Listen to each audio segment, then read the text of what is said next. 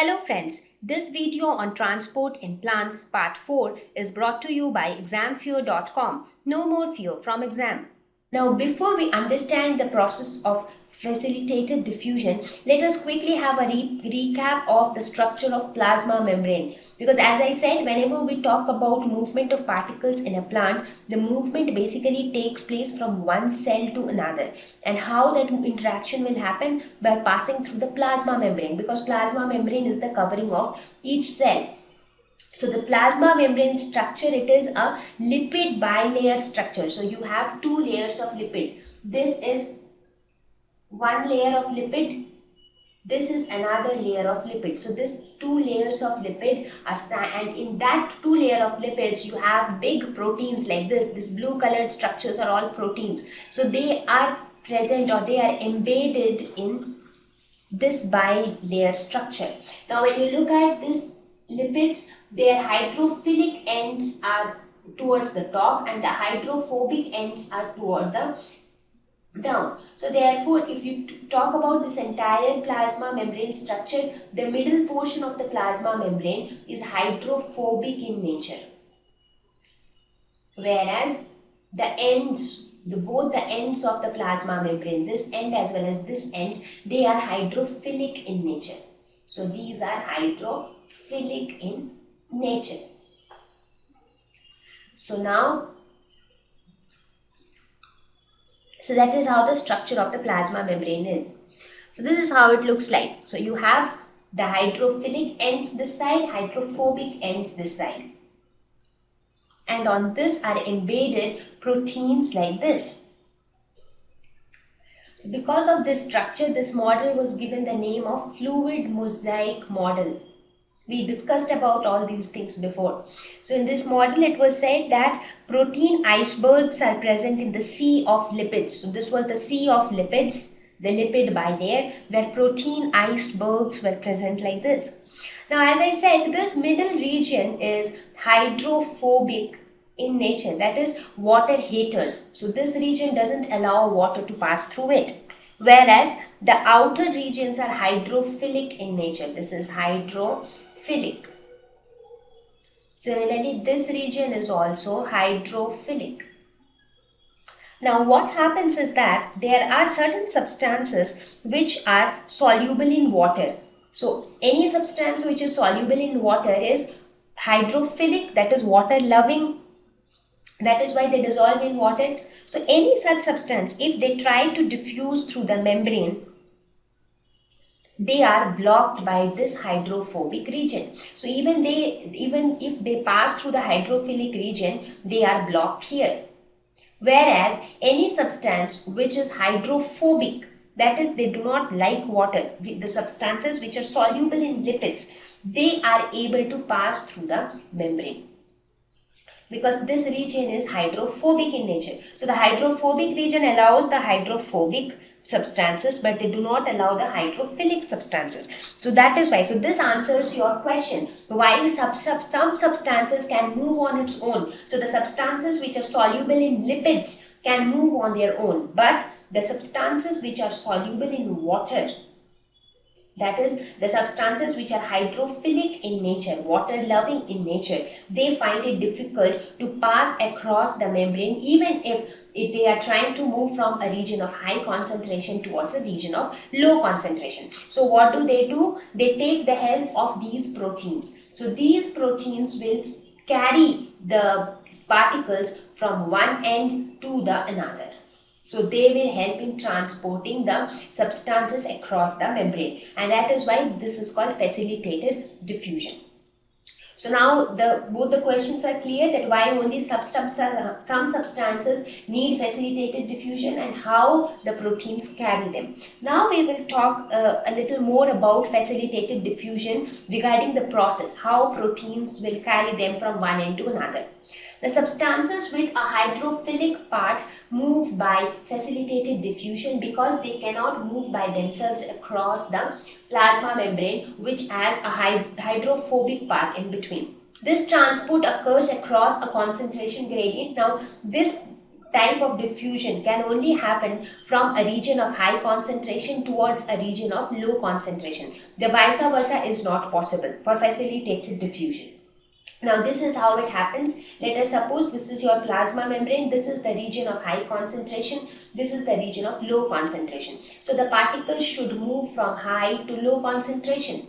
But since the particles are hydrophilic in nature, they will not be allowed by the hydrophobic part. So they need the proteins. So now these particles will get inside the proteins and then they will be released on the other side. So that is how the particles will move from one part to the another, or they'll pass across the membrane. So proteins help substances move across the membrane. Now another important thing is about the transport rate, how fast this transportation will happen. Now more is the number of proteins you have, the faster would be the transportation. However, this transport rate will reach a maximum value when all the proteins have been used, because there are some limited number of proteins which are present in the cell membrane.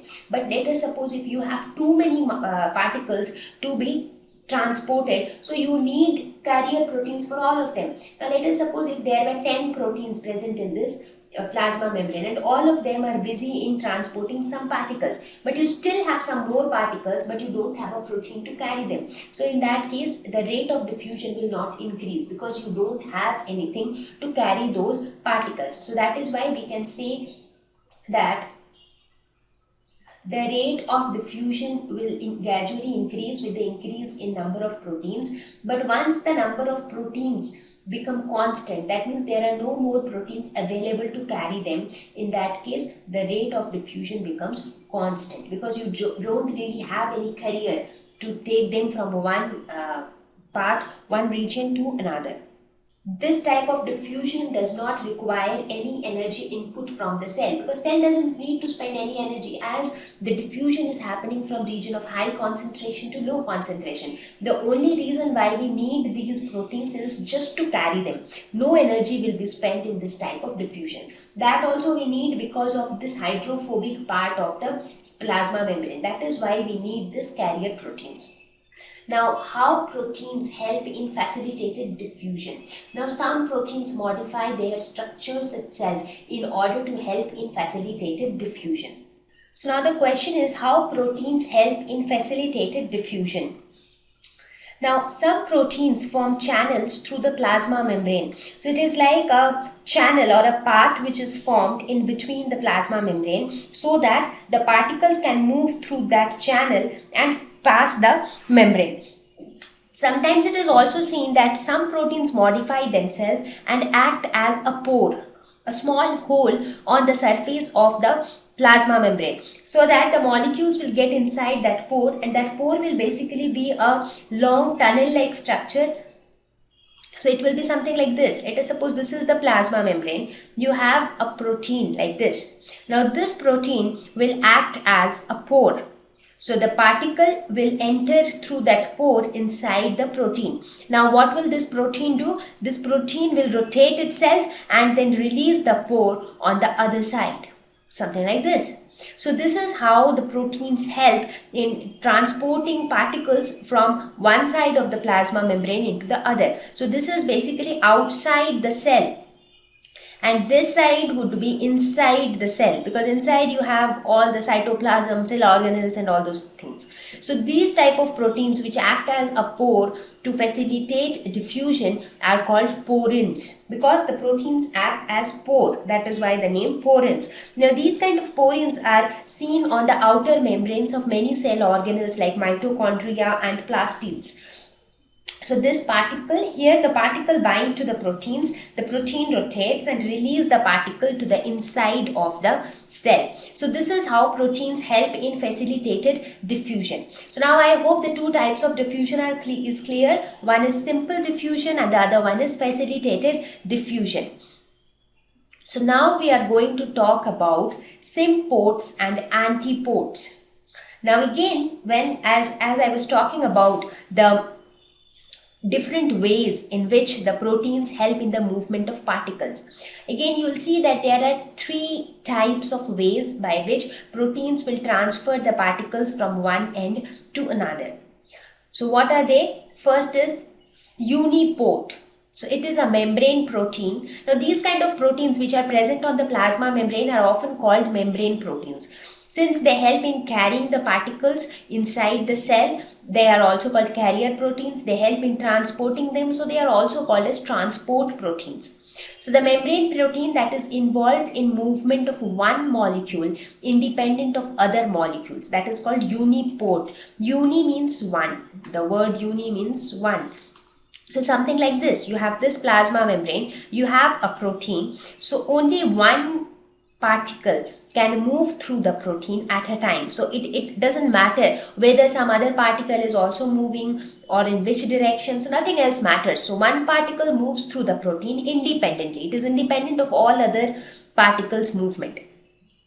The second type is symport.